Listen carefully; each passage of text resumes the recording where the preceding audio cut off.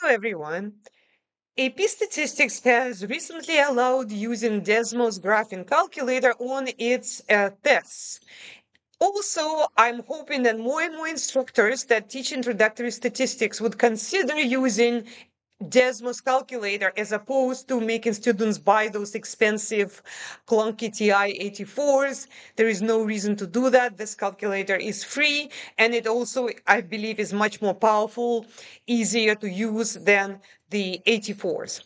Let's talk about first normal distribution. This is something that you're most likely going to see on AP Statistics and any introductory stats class. How do I use Desmos calculator to compute various normal probabilities?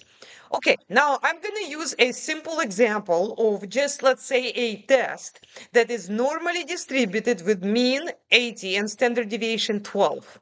The first thing that you zero in on when you read the question, what was the mean, what was the standard deviation? Then you find it using Desmos calculator. How?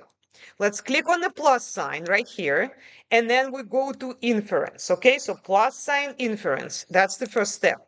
Then we select probability distribution. The normal distribution immediately pops up. All you have to do is enter the mean and standard deviation and click on create distribution. At this point, a beautiful normal curve is in front of you, but now you have to answer questions. Let's expand the cumulative probability menu. Here, depending on the region, you're going to have to select inner, outer, left, or right. Okay, how do you know which one to select? That just depends on the question. If the question says, which is actually the easiest possible question they can ask you, is what's the chance that somebody scores between 70 and 90? Then you just put 70, 90, and they give you the answer.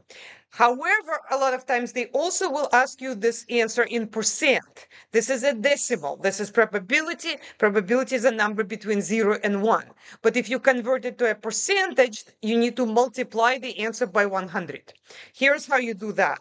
Let's click on this little down arrow, and then we want to click on export a snapshot to the expression list. Now that you have the answer, you're going to multiply it by 100. Now it's in percent.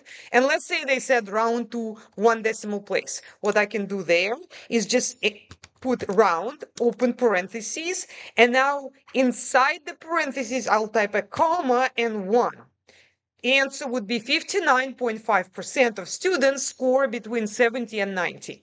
You can also see the graph on the right side, and visually you can see how the chances between 70 and 90, right? So it makes sense.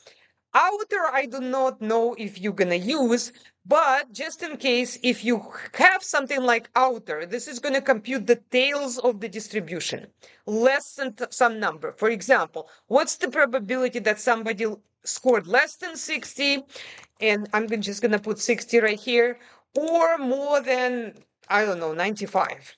Okay, that would be the probability. But the most common mistake that students make, they have a hard time distinguishing between the left and the right regions. Which one do I use? Now, visually, when you click on left, you can see that the area under the curve to the left of a number is shaded. But how do I know if it's to the left or to the right? Well, you have to read the question and look for clue words. If they say something like, what is the probability that a student scored less than 60?